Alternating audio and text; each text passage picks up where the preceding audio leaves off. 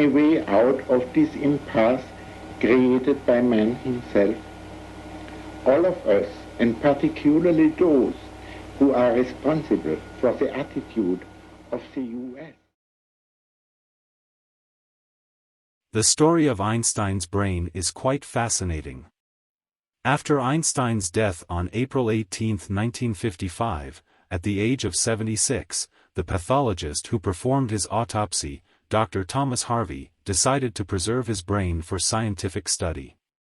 He removed Einstein's brain without the family's permission, and, along with two colleagues, he conducted a quick examination of the brain before storing it in a jar of formaldehyde.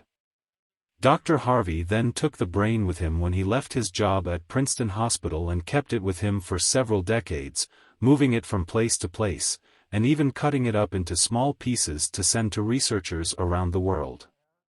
The reasons why Dr. Harvey took the brain and kept it for so long remain a subject of debate. Some have suggested that he wanted to study the brain to understand the secrets behind Einstein's genius, while others believe that he may have been motivated by a desire for fame or financial gain. In 1998, Harvey returned the majority of Einstein's brain to Princeton Hospital, where it was kept under lock and key. Scientists have since studied the brain, looking for clues to the nature of Einstein's extraordinary intellect, but the results have been inconclusive.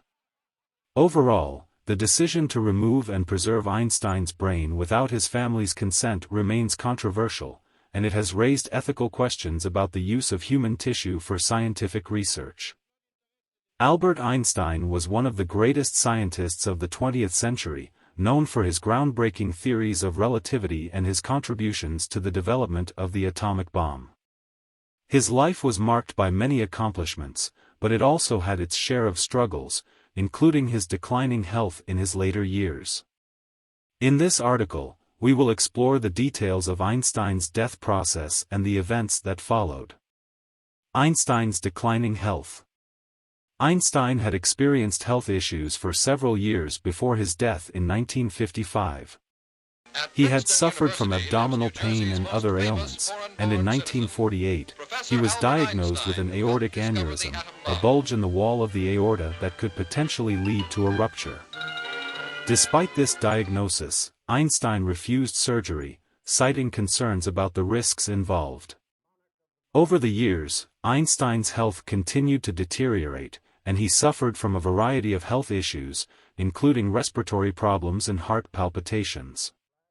In March of 1955, he was hospitalized with chest pains and a fever, but he was released a few days later after his condition improved.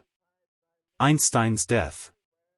On April 17, 1955, Einstein experienced a ruptured abdominal aortic aneurysm while at home in Princeton, New Jersey. He was taken to Princeton Hospital, where doctors attempted to save his life with surgery, but his condition was too advanced, and he passed away at 1:15 a.m. on April 18, 1955. He was 76 years old. News of Einstein's death quickly spread around the world, and his passing was mourned by scientists, politicians, and ordinary people alike. Tributes poured in from all corners of the globe, praising Einstein's intellect, his contributions to science, and his dedication to pacifism and humanitarianism. The autopsy. After Einstein's death, the hospital where he passed away conducted an autopsy, which was performed by pathologist Dr. Thomas Harvey. During the autopsy, Harvey removed Einstein's brain without the permission of his family, a decision that would later spark controversy. Harvey's rationale for removing the brain was to study it in the hopes of discovering what made Einstein so intelligent. He believed that by examining the brain, he could uncover the secrets of Einstein's genius. The brain's journey. Following the autopsy, Harvey took Einstein's brain with him when he left his job at Princeton Hospital. He initially stored the brain in a jar of formaldehyde in his office, but he later moved it to his home, where it remained for several years. During this time, Harvey cut the brain into small pieces and sent them to researchers around the world, hoping to learn more about Einstein's brain and what made it different from others. However, many scientists who received the samples were skeptical of Harvey's methods and the quality of the brain tissue. In 1998, Harvey returned the majority of Einstein's brain to Princeton Hospital, where it was kept under lock and key. Scientists have since studied the brain, looking for clues to the nature of Einstein's extraordinary intellect, but the results have been inconclusive. Controversy.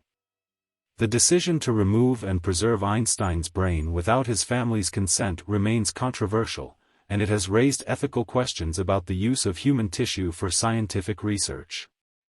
Some have criticized Harvey's actions, arguing that he violated Einstein's privacy and dignity by removing his brain without permission. Others have defended Harvey, citing his desire to advance scientific knowledge. Conclusion. Albert Einstein's death was a significant loss to the scientific community and the world at large. His contributions to physics and his dedication to peace and humanitarianism continue to inspire people around the globe.